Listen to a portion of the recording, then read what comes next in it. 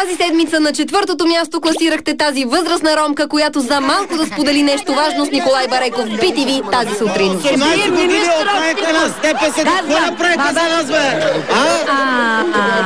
Кажи сега. Едно е ясно от този разговор, че нищо няма да разберем. Бронзов медал и грамота за поощрение си присъждат главен комисар Красимир Костов за този ценен, по-скоро безценен съвет. BTV тази сутрин. И трябва да се скача от 5-ти етаж, защото силата на скачането от 5-ти етаж се равнява на удар в скалата в бетонна стена при скорост 40 км в час.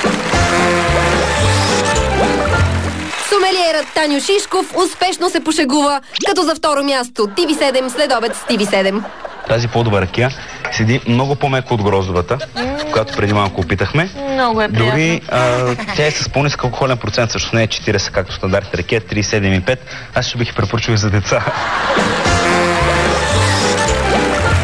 И на първо място тази седмица е обичайният заподозрян Азис и неумението му да борави с другия вид педали. Пробеге вечерното шоу на Азис. Се нагласи седалката, това е най-важното. Идеална ми е, нищо, че съм толкова дълги крака. Трябва да може да натисне съединител с левия крак. Кой е съединител? Най-левия педал. Долен ляв педал. Не дей така ми говори, че се обиждам. Долен ляв педал. Не дей така ми говори, че се обиждам. Да, педал си е педал.